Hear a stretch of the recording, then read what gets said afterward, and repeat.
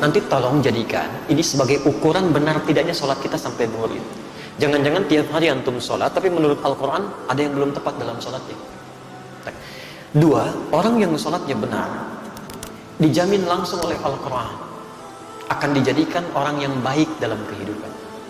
Singkatnya orang sholat pasti jadi orang baik, sifat dan sikapnya baik. Dalilnya di Quran surah ke-29 Al-Ankabut ayat 45. Perhatikan kalimatnya, kita hafal insyaallah. Innas salata tanha 'anil fahsya'i wal munkar. Sekarang perhatikan cara menerjemahkan dengan baik. Innas salat, sungguh salat yang dikerjakan dengan benar itu. Teman-teman perhatikan ya, di sini ada alif lamnya. Beda antara kalimat menggunakan alif lam ma'rifah dengan yang tidak menggunakan alif lam nakirah. Kalau tidak pakai alif lam itu umum bentuknya, bebas, tidak ada aturan spesifik. Jadi kalau kalimat Qur'annya inna sholah, maka anda bebas menunaikannya. Mau buru-buru silahkan, mau tidak khusyuk itu pilihan. Tapi kalau kalimatnya menggunakan alif lam inna sholah, maka itu ma'rifah khusus, ada aturannya, ada ketentuannya, nggak bisa sembarangan, nggak bisa. Seperti artikel the dalam bahasa Arab, dalam bahasa Inggris, maaf, car, banyak itu mobil, the car yang itu, bukan yang lain. Dan semua kalimat salat dalam Al-Quran yang bermakna ibadah, itu semuanya menggunakan alif lam. Silahkan cek. Kalimat salat pertama Al-Baqarah ayat 3, posisi paling kiri pertengahan. Alladzina yu'minuna bil ghaib wa yuqimunas shalah. Al-Baqarah 43, wa aqimus shalah. 45, wasta'inu bis sabri was shalah. Selalu ada alif lamnya. Artinya cuman kalimat alif lam ini saja maknanya dalam sekali. Tunaikan salat sesuai aturan. Ada ketentuannya. Sahabat Nabi hidup di zaman Nabi, sholat di samping Nabi, di masjid Nabi. Kemudian ketika sholat keluar dari aturan, belum maksimal belajarnya, kata Nabi ulangi sholatnya. Di sahabat saja diminta diulang, apalagi yang bukan sahabat, jauh dari Nabi, bukan tetangga Nabi, hidup bukan di zaman Nabi, sholatnya bukan di masjid Nabi, merasa aman dengan sholatnya, itu mustahil. Nah sekarang kalau anda benar menunaikan sholatnya, lihat kalimatnya, maka sholat yang dikerjakan itu tanha 'anil fahsya'i wal munkar. Dia akan mencegah pelakunya dari dua sumber keburukan. Mohon maaf, kalau ada orang buruk, itu sebabnya cuma dua. Orang yang sifat dan sikapnya buruk cuma dua sumbernya, tidak ada yang ketiga. Satu, fahsya, keburukan yang bersumber dari syahwat. Ya. Kata-kata jorok, kotor, pornografi, porno aksi, itu fahsya. Jadi mustahil kalau ada orang sholat, maaf, lisannya masih bisa berkata-kata kotor, itu mustahil. Kalau ada orang tidak sholat, kata-katanya kotor, dia nggak sholat. Yang aneh itu orang sholat, kata-katanya masih kotor. Itu yang keliru, pasti ada yang salah dalam sholatnya. Orang sholat, pandangannya masih tidak teratur, semua dilihat, pasti ada yang salah itu. Mungkar, keburukan yang diingkari oleh hati, sumbernya nafsu perut dan akal. Mencuri itu mungkar, korupsi itu mungkar, berselisih itu mungkar, merampok mungkar, membunuh itu mungkar. Tingkat kemungkaran paling tinggi, yang balasannya neraka jahanam itu. Apalagi membunuh orang-orang beriman itu ya, itu jelas kalimatnya langsung. Ya, Quran surah ke-4 An-Nisa ayat 93, posisi paling kanan di pertengahan. Hati-hati. Ya. Hati-hati, wa may yaqtul mu'minan muta'ammidan. Siapa yang sengaja merencanakan pembunuhan terhadap seorang beriman, satu saja nyawa orang beriman tumpah, fajaza'uhu jahannam, maka tempatnya di neraka jahanam orang itu. Wa ghadiballahu alaihi, Allah murka pada orang itu. Wa la'anahu, dan dilaknat oleh Allah. Wa 'adda lahu 'adzaban 'azima, dan disediakan siksa yang berlipat. Bahkan orang-orang semacam ini, maaf, pernah dengar masuk surga tanpa hisab? Nah, orang-orang semacam ini masuk neraka tanpa hisab. Ada di Quran surah 18 ayat 100 sampai 101, posisi paling kiri di pertengahan di atas. Hati-hati. Wa aradna jahannama yaumal qiyamah, wa aradna jahannama yauma idzin lil kafirina arda. Pada hari kiamat nanti kami akan tampilkan neraka jahanam sejelas-jelasnya pada orang ingkar, sejelas-jelasnya. Kalau dalam bahasa kita, itu kan ada orang sibuk nanti memikirkan kitabnya, ada yang terima tangan kanan, ada yang di belakang punggungnya. Tiba-tiba ada orang-orang yang Allahu Akbar, kita di mana ya? Kita di mana nanti kitabnya? Allah sampaikan, wa aradna jahannama yauma idzil kafirina arba. Kamu gak usah banyak mikir ya, tempat kamu di sini neraka jahanam. Nanti langsung masuk aja ke situ. Dan bukan cuma kafirin saja, karena ayat 101-nya menunjukkan orang-orang yang diberikan penglihatan gak mau lihat dia, diberikan pendengaran gak mau mendengar yang baik-baik. Alladzina kanat a'yunuhum fi ghita'in 'an dzikri wa kanu la yastati'una as-sam'a. Bahkan di antara mereka ada orang yang munafik, tahu ayat-ayat Allah tapi diingkari isinya dan melakukan maksiat dengan paham ayat-ayatnya. Itu masuk neraka duluan dibandingkan orang kafir. Quran surah keempat ayat 140, posisi paling kiri sebelah bawah di pojok. Hati-hati. Waqad nazzala 'alaikum fil kitabi an idza sami'tum ayati llahi yuqtaru biha wa yustahza'u biha fala taqudu ma'ahum hatta yakhudu fi haditsin ghairi innakum idzan mithluhum. Ujungnya innallaha jami'ul munafiqina wal kafirina fi jahannam jami'a. Allah akan ambil orang munafik duluan masuk ke dalam neraka jahanam, baru orang kafir. Maka saya terus terang sampai tadi pagi saya sampaikan, sulit bagi saya untuk menerima. Jangankan pakai akal, ke telinga aja nggak masuk. Ada orang mengatakan ingin memerangi teroris di Aleppo sana, tapi yang ditembak anak-anak kecil, yang dibom bayi-bayi, gitu kan? Ada perempuan-perempuan yang direnggut kehormatannya, ada orang tua yang dilecehkan kehidupannya, taruhannya dengan nyawanya, gitu. Antum masih enak sekarang, sholatnya nyaman di masjid. Orang-orang sana jangankan masjidnya, mau keluar saja nyawa taruhannya. Tapi yang ditembak itu anak-anak kecil, yang bahkan Nabi pun melarangnya. Bagaimana Anda bisa mengatakan memerangi sesuatu karena jihad, tapi yang dihancurkan itu adalah sesuatu yang dilarang Nabi? Ada yang salah di situ. Kalau orang paham sampai dengan ayat ini saja, mustahil dia bisa melukai saudaranya. Demi Allah saya katakan mustahil, mustahil. Termasuk di kita. Ya. Jadi nggak bisa. Ini masjidnya Al Jihad. Ya. Wah, ini sekarang ada banyak dikumandangkan jihad, tapi dengan cara yang tidak benar, gitu ya. Allahu a'lam. Kalau benar mempraktekkan, kita luruskan ya cara yang dilakukan. Tapi kalau ada isu-isu yang ditampilkan, kita pun benarkan caranya. Jihad itu bukan tembak orang, bukan lukai orang. Jihad itu membela izzah Islam saat memang keadaannya terancam untuk dibela dan ditegakkan. Itu jihad namanya. Ya. Antum diambil mobilnya, antum pertahankan. Masa mau diambil imannya diam saja? Aji jihad itu di situ. Kalau ada yang melukai, kita pertahankan. Ada yang mempersoalkan, kita pertahankan. Dan kalau orang mempersoalkan dengan ilmu, kita balas dengan ilmu. Jihad pengetahuan. Kalau melukai fisik, kita pertahankan dengan fisik. Saya pernah di Lampung ditanya itu, Ustaz, apakah bom di jalan Tamrin termasuk jihad fisabilillah? Saya bilang, Pak, setahu saya jihad fisabilillah itu jihad di jalan Allah, bukan di jalan Tamrin. Ada kaidah di situ, nggak bisa. Sekarang kan cukup rame gitu ya, muncul ini, muncul itu. Kemarin ada bom panci, ya luar biasa. Pelakunya ibu-ibu, konon kamarnya demikian. Tapi memang luar biasa itu tuh. Amerika punya bom 7,2 ton, radiusnya 150 meter. Rusia punya bom 8,2 ton, daya jangkaunya 300 meter. Bom panci 3 kilo, 300 meter gitu. Ini siapa orang ini? Ya, orang mana sebetulnya gitu kan? Kalau salah, itu pemahamannya harus diluruskan tuh kan. Kalau isu-isu berkembang ya kita doakan supaya lebih baik lagi ya. Baik, hati-hati itu penguasa panci ibu-ibu sekarang ya. Untuk punya masalah di rumah itu baru panci, belum kulkas tuh, mesin cuci yang lain. Kembalikan. Jadi orang kalau benar sholatnya itu pasti ada orang baik.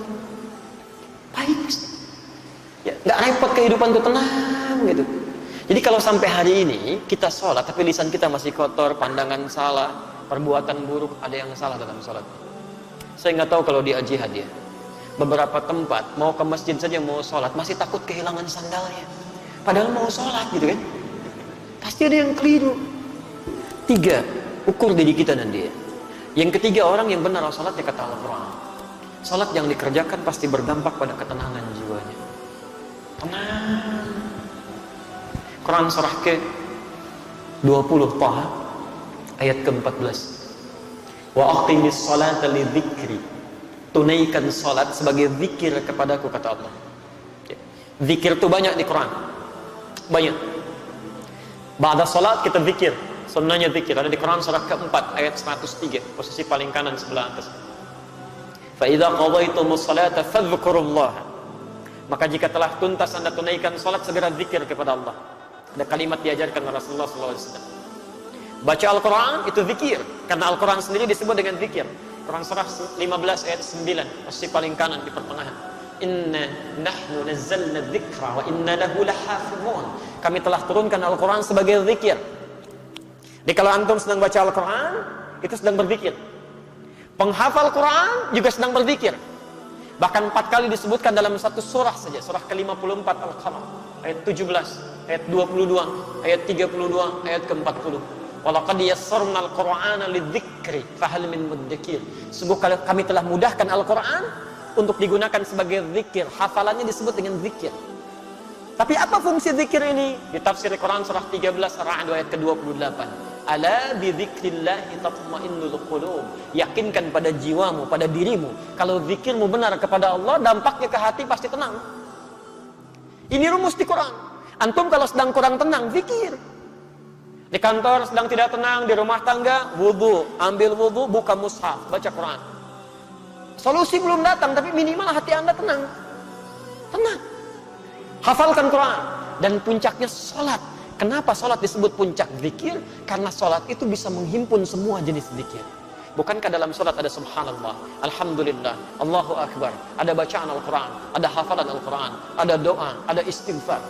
Jadi kalau semua bentuk salat ini menghimpun semua jenis zikir, belum mampu membuat antum tenang, antum butuh apa lagi supaya hatinya tenang? Salat itu jangankan ibadahnya, tempatnya saja, masjid tempat salat itu dijamin di Quran menghadirkan ketenangan. Nggak ada tempat paling tenang di muka bumi kecuali masjid itu, termasuk di kantor. Nggak percaya silahkan. Sedang capek kerja macam-macam, masuk ke masjid, duduk setelah tahiyatul masjid, tiba-tiba nggak kerasa kipas muter, tenang, wah tidur aja gitu. Saya pernah ke Tokyo itu dan diajak ke Gunma. Ini nyata. Bertemu dengan ustadz dan komunitas di sana, cerita, Ustadz, sedisiplin-disiplinnya di sini, tapi ketenangan itu tidak mudah untuk didapatkan. Tingkat bunuh dirinya itu 30.000 setahun. Sehari bisa 100 orang bunuh diri. Dan kami pernah dibawa ke daerah Fuji yang setiap hari akan ditemukan 4-5 mayat di situ. Makanya kata Profesor Kato, sehebat-hebatnya orang Jepang yang disiplin masih kalah sama orang Muslim. Bukan orang Indonesia, orang Muslim. Ya. Jadi orang Muslim itu punya satu ajaran yang nggak ditemukan dimanapun, yang menghadirkan ketenangan dalam jiwanya. Tapi Ustaz, masih ada di Swedia satu distrik yang lebih dahsyat dibanding ini. Itu bunuh dirinya di mana aja, serampangan. Karena itu konsolnya, Pemdanya sampai membuat tempat khusus lokalisasi bunuh diri. Dan jamnya diatur, jam 10 sampai jam 12. Jadi kalau datang jam 8 kepagian, datang jam 2 kesiangan, besoknya lagi gitu. Nah ini nyata kejadian, satu kali ada orang akan bunuh diri, ya jadwal dia jam 12. Ketemu dengan salah seorang di situ, Muslim, Ustadz juga, cuman di Eropa kan tampilannya agak beda. Ditanya mau kemana kamu? Mau bunuh diri. Jam berapa? Oh, jam berapa? Jam 12 katanya. Baik, sekarang kan masih ada waktu, mau ikut saya? Oh tidak, nanti saya terlambat. Terlambat? Kata Ustadznya, nanti saya berikan gantinya. Kan, kalau kamu merasa dirugikan, saya bayar kan? Akhirnya dia ikut, dibawa ke masjid.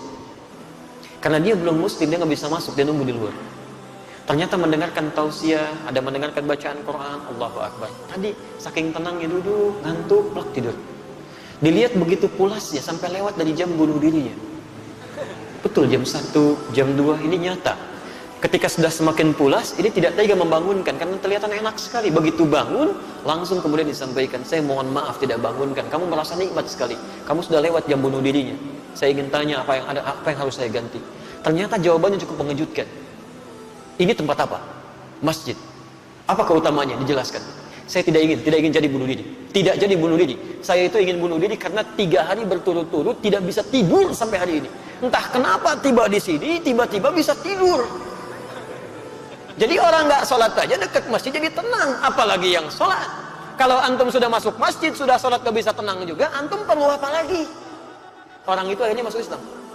Peristiwa itu jadi viral kemudian di media sosial, menyebar dengan kuat sampai-sampai dipanggil oleh Pemdanya, kalau kita bupatinya. Akhirnya apa yang terjadi? Di tempat lokalisasi bunuh diri tadi, di sampingnya dibuatkan tempat untuk ustadz tadi, dan ada tulisan, bagi yang ingin bunuh diri konsultasi dulu ke sini. Itu nyata gitu. Jadi kita punya teorinya, kenapa nggak kita maksimalkan? Kalau tiap hari Anda belum tenang, nggak nyaman hati, yang paling aneh itu pada urusan orang lain, Anda yang jadi nggak tenang. Yang punya masalah orang lain, kenapa Anda yang ribut dalam statusnya? Berselisih satu dengan yang lainnya. Kadang-kadang urusan yang sudah jelas masih Anda pikirin juga, itu keterlaluan. Dalam agama itu kita punya konsep, sesuatu yang sudah jelas diatur oleh Allah, nggak usah banyak dipikirin. Memang sudah begitu dipikirin pun nggak akan berubah. Mendung itu bukan urusan kita. Itu Allah yang mengatur. Mendung itu tanda hujan. Kalau sudah mendung ya siap-siap aja. Payung dikeluarkan. Itu yang dituntut ikhtiarnya, bukan dipikirkan. Duh, mendung. Kalau mendung hujan turun. Banjir. Paling macet. Ustaznya paling nggak datang, nggak jadi acaranya. Ustaznya udah nunggu duluan. Jadi nggak pas situasinya. 4. Orang yang sholatnya benar. Ini yang paling dahsyat. Dijamin langsung oleh Al-Quran. Akan dimudahkan segala urusan hidupnya. Bahkan rizkinya pun didatangkan dari sisi yang tidak dia duga. Allahu Akbar. Quran surah ke-65 At-Talaq, di akhir ayat kedua, di awal ayat ketiga, di tafsir di Quran surah kedua Al-Baqarah, di ayat yang sama 2 dan 3. Perhatikan kalimatnya. Saya beri rumus ya. Baik. Boleh saya tuliskan? Alhamdulillah. Bismillah. Ini bisa di bawah atau ada mic yang lain? Baik, perhatikan rumus Quran surah ke-65 di awal ayat, di akhir ayat kedua, di awal ayat ketiga. Maaf, kelihatan? Oh, belum, saya belum nulis. Itu bagaimana ya? Itu makan apa barusan? Quran surah ke-65. Baik, bismillah. Perhatikan kalimatnya. Wa may yattaqillaha, siapa yang bisa meningkatkan takwanya kepada Allah, yaj'al lahu makhraja, kami berikan jalan keluar, solusi dari setiap persoalan yang dialami. Fokus ya. Kalau Anda punya masalah dalam kehidupan, di rumah tangga, di kantor, dimanapun, firman Allah sederhana, yattaqillaha yaj'al lahu makhraja. Jawabannya kata Allah, cukup tingkatkan takwa, kami selesaikan masalahnya. Jadi kalau Anda sedang punya masalah, biayanya nggak mahal, tenaganya nggak banyak, takwa tingkatkan, masalah diringankan oleh Allah. Jadi kalau Anda sekarang punya masalah nggak tuntas-tuntas, di kantor jadi juara, di rumah nggak pernah tuntas, padahal masalah yang sama oleh orang lain cukup dengan senyuman, Anda nggak selesai, mungkin cek, ini yang kurang. Bahkan rizkinya pun, wa yarzuqhu min haitsu la yahtasib, kami datangkan rizkinya dari sisi yang tidak dia duga.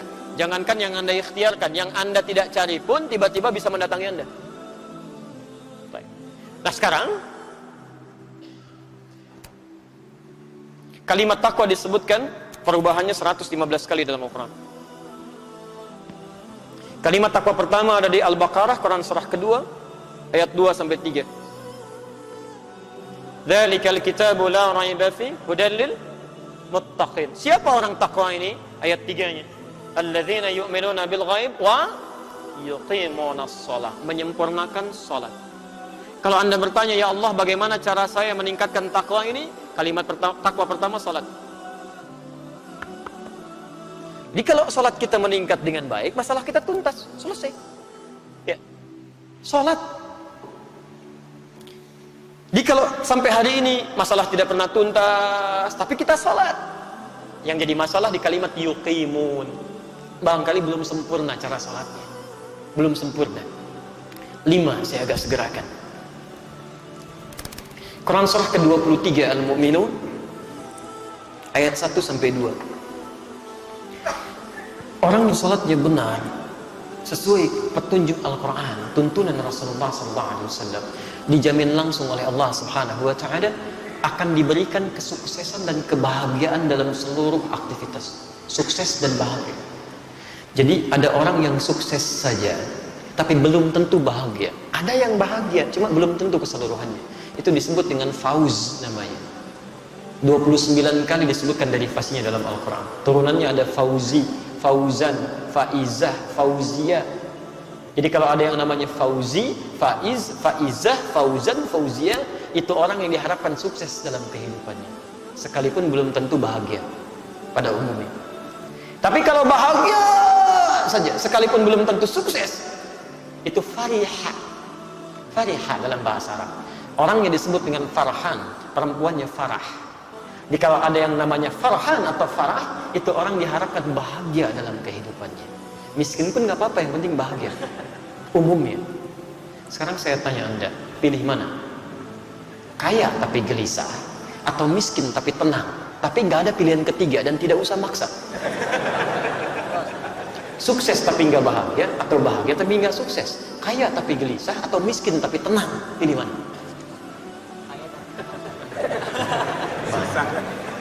Karena Anda kesulitan memilih dan pasti memilih yang ketiga, maka Allah tidak memberikan pilihan pada kita kecuali yang ketiga. Kaya, sukses, bahagia. Masya Allah, itu falah namanya dalam bahasa Arab. Falah. Ini yang keberapa tadi?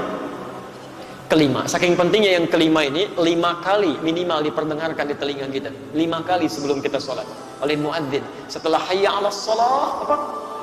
Hayya 'alal falah. Ayo salat. Ya Allah, untuk apa salat? Hayya 'alal falah. Kamu belum sukses? Datang ke sini. Saya pemilik kesuksesan. Saya pemilik rezeki. Saya berikan, kata Allah, sujud kamu. Kamu belum bahagia? Saya berikan solusinya. Hayya 'alal falah. Kalau Anda sudah menggenggam itu semua, genggam tidak ingin dilepaskan, maka kalimatnya berubah dari falah menjadi aflah. Aflah. Kesuksesan, kebahagiaan yang digenggam, yang tidak ingin diputuskan, dilepaskan. Quran surah ke-23 ayat 1 dan 2. Qad aflahal mu'minun.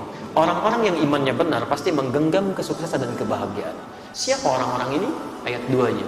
Ternyata mereka memulai dengan salatnya. Alladzina hum fi salatihim khashi'un. Yaitu orang yang bisa khusyuk dalam salatnya. Teman-teman silahkan cek ya. Semua sahabat Nabi dengan semua profesinya, yang pengusaha seperti Uthman bin Affan, Abdurrahman bin Auf, Tamim ad-Dari, Abu Bakar as-Siddiq, ada yang birokrat, Amr bin As, ada yang diplomat, Muawiyah bin Abi Sufyan. Masya Allah, itu sesibuk-sibuknya mereka karena paham tentang ketentuan ini, itu mereka tidak pernah meninggalkan sholat berjamaah, bahkan berlomba mengerjakan tahajud, sampai kata Imam An-Nawawi dalam kitabnya At-Tibyan fi Adab Hamalatil Quran.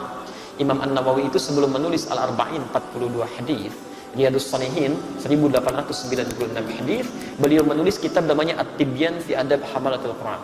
Saya sudah cek di Indonesia ada itu yang bahasa Arabnya. Ada yang terbitan Darul Kutub Al-Islamiyah warna coklat, merah kecoklatan.